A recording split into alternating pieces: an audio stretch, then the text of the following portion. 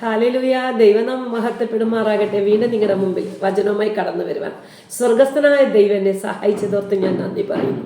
യെശയ്യാ പ്രവാചകൻ 42:6 യഹോവയായ ദൈവം നമ്മോട് പറയാം, യഹോവയായി ഞാൻ നിന്നെ നീതിയോടെ വിളിച്ചിരിക്കുന്നു, ഞാൻ നിന്നെ കൈപ്പിടിച്ച് സൂക്ഷിക്കും, നിന്നെ ജനത്തിന് ഉടമ്പടിയും ജനതകൾക്ക് വെളിച്ചമായി നിയമിക്കും. ദൈവം നമ്മളെ എങ്ങനെയാണ് വിളിച്ചത്? ഒരു മനുഷ്യൻ വിളിക്കുന്നത് പോലെയല്ല വിളിച്ചത്, നീതിയോടുകൂടെ വിളിച്ചിരിക്കുന്നു.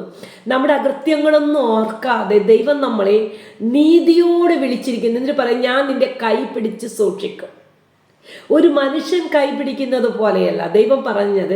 ഞാൻ നിന്നെ നീതിയോട് വിളിച്ചിരിക്കുന്നു, ഞാൻ നിന്റെ കൈ പിടിച്ച് ഞാൻ നിന്നെ സൂക്ഷിക്കും. എന്തിനാണ് ദൈവം നമ്മളെ സൂക്ഷിക്കുന്നത്? നമ്മൾ ചിന്തിക്കുന്ന നമ്മുടെ ശക്തിയും ബലവും പണവും കൊണ്ടാണ് ഇന്ന് വരെ നമ്മൾ ജീവിച്ചിരിക്കുന്നത്. തെറ്റാണത്.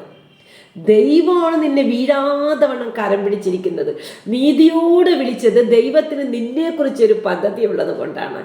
ഹല്ലേലൂയ. എന്താണ് പദ്ധതി? നമുക്ക് കേൾക്കാം. നിന്നെ ജനത്തിന് ഉടമ്പടിയും ജനതകൾക്കൊരു വെളിച്ചമായി നിയമിക്കും.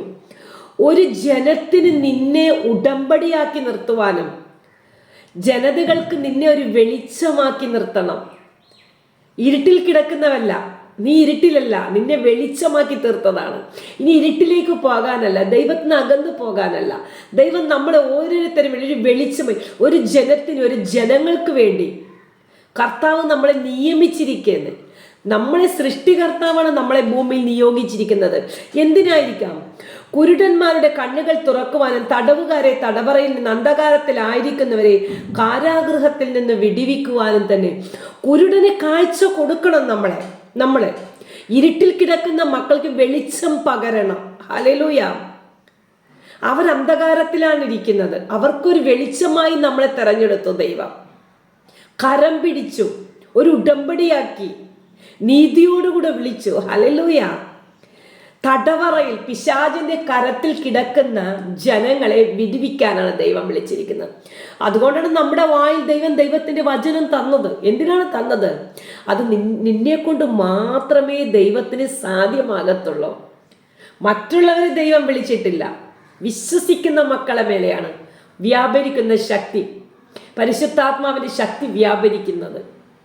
എന്തിനാണ് നമ്മൾ ഉടമ്പടി? അല്ലെ ജനങ്ങൾക്കും ജനതകൾക്കും ഒരു ഉടമ്പടിയാക്കി, ഒരു വെളിച്ചമായി ദൈവം നമ്മളെ വിളിച്ചിട്ട് എന്താ പറഞ്ഞത്?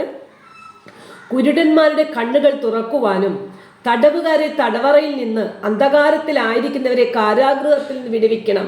പിശാച് അടച്ചു വെച്ചിരിക്കുന്ന കാരാഗൃഹത്തിലാക്കിയ മക്കളെ നീ വേണം വിടുവിക്കാനായിട്ട്. ഇരുട്ടിൽ കിടക്കുന്ന മക്കൾക്ക് വെളിച്ചം പകരാൻ നിന്നെ ദൈവം വിളിച്ചിരിക്കുന്നു. ദൈവം നിന്നെ നിയോഗിച്ചിരിക്കുന്നേ. ഹല്ലേലൂയ. എത്ര വിശ്വസ്തനായ ഒരു ദൈവമാണ്. ഞാൻ യഹോവയാകുന്നു, അത് തന്നെ എൻ്റെ നാമം. എൻ്റെ നാമം യഹോവയാകുന്നു. ഞാനാണ് ദൈവം. എൻ്റെ നാമത്തിലാണ് ഞാൻ നിന്നെ വിളിച്ചിരിക്കുന്നത്.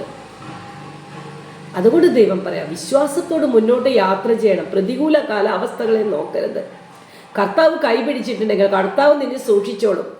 എത്ര വലിയ പ്രതികൂലങ്ങൾ നമ്മുടെ ജീവിതത്തിൽ വന്നാലും നമ്മൾ വീഴാതെ ഇന്ന് വരെ ജീവിക്കുന്നത് ദൈവം നമുക്ക് അനുകൂലമായിരിക്കുന്നത് കൊണ്ടാണ്.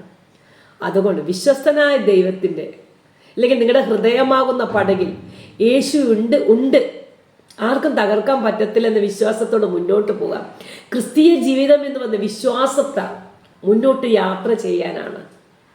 ഹല്ലേലൂയ. ദൈവനാമം മഹത്വപ്പെടുമാറാകട്ടെ. ആമേൻ.